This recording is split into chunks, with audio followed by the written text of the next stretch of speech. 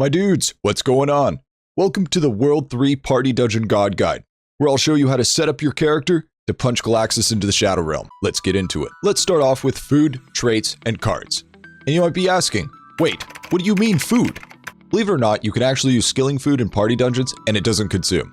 So if you want to equip your chopping and mining food, whatever ones you have, that will work great. For traits, this can be messed around with to see what works for you, but this is what I run. So the first trait at rank 5 would be plus 3 base damage. Rank 10 would be start each dungeon run with 2 grain RNG items in case you get a Sugar Rush or a Handy Ice Pick. Both are very, very viable. Also Stardew Drop. Rank 50 would be each green item gives you also plus 1 base damage. You could go drop chance, but we don't really need it for this party dungeon, so going ultimately with base damage is going to be ideal. Rank 20 is either or. You can go credits or flurbos, your choice. Rank 25 is going to be enhancer drops from mobs instead of equipment, 25% more. This is in case of an RNG voucher dropping, which is going to be very viable for us late game. Rank 30 is going to be shop prices of RNG items scale up 15% slower. This is going to be very important for us as well. We want to make sure to scale these as slow as possible so we can get as most RNG items as possible because we are very, very crunched for time. Rank 35 is going to be higher rarity RNG items, aka green or better, are 25% more likely. This will feed into our rank 15 trait. And to my understanding, rank 40 traits do not currently work, the same with rank 50. So just keep that in mind as if you are rank 40. And a little side note, I would ideally want to max out base damage and total damage percent before attempting third Galaxus because you're relying on a specific item. We all know Horn of the Fool. So more damage, the better. Cards are going to be different for everyone depending on what cards you have, but the stats are what you should be aiming for.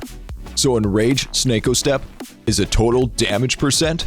Laszlo for RNG item rarity, which increases the chance of Horn of the Fool and RNG voucher drops. Beefy for money percent, more money equals more RNG items. Caustic Galaxus, which is total damage percent, but most people don't have this, so you can do such a thing as MP regen. Grand Frogger for starting with an extra RNG item, and it can be swapped out once the start of the dungeon. Cactopunk for boss damage percent, and King Frog for base damage. Like I said, you can swap these out and change these around, but this is just kind of the idea of what you want to go for. Now let's talk about RNG items. Now unfortunately, there is no Grumblo build for this party dungeon. The damage you need outscales Grumblo by a pretty insane amount. This is going to be 100% a Horn of the Fool run. You could do it with RNG voucher, but it's RNG based with the current setup we have at our disposal. So the highlighted RNG items for this run is Horn of the Fool. So the RNG items you want to prioritize goes as follow. Sharp Eye, Sugar Rush, Handy Ice Pick, Stardew Drop, Boss Skull, Sucker Punch, Blood Vial, Can of Varnish, Sneaky Cap, Dead Book, Single Cut, RNG voucher, Genesis Sphere, Super Soda, Coin Flip. If you guys don't know what Super Soda and Coin Flip does, Super Soda gives you an extra Sugar Rush, and per hit gives you mana percent back, and Coin Flip has a chance of giving you a orange RNG item, which is legendary, or 4 gray RNG items, Horn of the Fool, and 1 Ninja Smoke, and I'll explain why later. Now that we've explained everything from traits to cards to food and RNG items, let's get into the party dungeon. So this is an image I made of what the whole dungeon looks like. Yeah, I know, it's a little scuffed, but it works for what it is. So the whole goal of this party dungeon is to have 2 phases. Task phase, where you do as many tasks as possible, and boss rush phase, where you ignore all tasks and rush straight to boss 1, 2, and 3. So with the task phase, what you want to prioritize is doing all the tasks. But there are certain tasks that you either skip or get done ahead of time, and timing when you buy is essential. For example, with the task that requires you to run around and cover some distance, you want to click back and forth on the bottom platform and purchase your RNG items. And note that when climbing down the ice rope, they do not count as distance covered. Another good time to purchase is when you're chopping the wispy tree for 3 logs. Try to avoid killing as many ice guards as possible because they are also a task.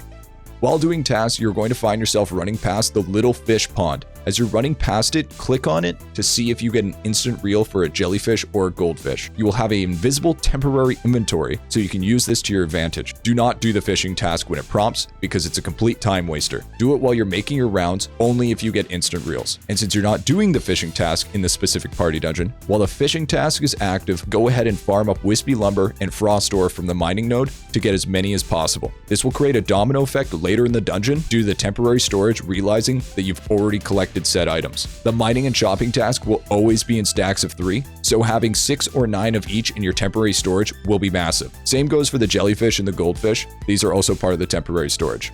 Also, while mining nodes, go ahead and use your spells to get some extra kills out, since skills don't break you from doing your skilling. For the penguin and the bunny task, they spawn in specific places on the map, but can be in spots where you don't expect, but that's pretty rare. For the bunny, it will spawn mostly on the right side of the map next to the ice guards before the Neptunes, or on the same platform of the Neptunes. And very rarely, it will sometimes spawn by Thermeisters or right beside the boss. The penguin usually spawns the most on the left side of the map, either at Mammoths or just the platform above it. You can continue to do this all the way until the timer hits 4 minutes and 30 seconds.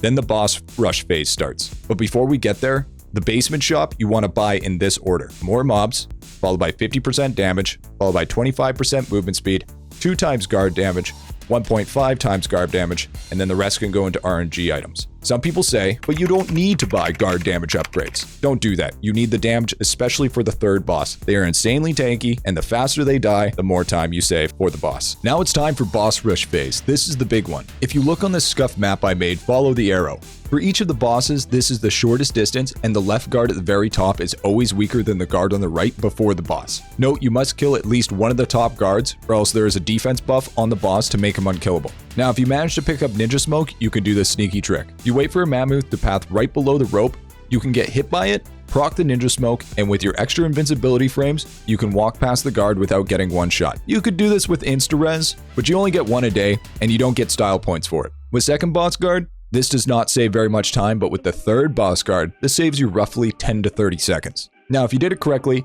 in the task phase, you should have noticed the domino effect happening, where you're completing tasks without actually doing anything. This is ideal and makes life much easier. Now at third boss, purchase whatever you can. No voucher, purchase accessory enhancements for total damage percent, and armor for boss damage percent. With vouchers, sell the enhancers to get more RNG items, and just hit like your life depends on it, and by this time, Sneaky Cap should have procced and crit chance should be pretty high at this point. With a little bit of time, patience, and RNG, third Galaxus goes down. Also, quick note, you're going to need about 30k damage per hit if you want to see him defeated. Anyways, my dudes, that has been the World 3 Party Dungeon God Guide. Tell me what you think in the comment section below. I reply to every single one. Make sure to like and sub and hit the bell. Makes me a happy man and helps with the algorithm. Also, check out my Reddit for great Eidolon memes and my Twitch for fantastic Eidolon content. Everything will be in a pinned comment below. I can't wait for World 4 Party Dungeons and be one of the first to complete it. And also, thank you for the 2k subs. You guys are actually the definition of a Giga Chad. Tune in for the next Eidolon video. Stay safe, happy grinding, and peace out.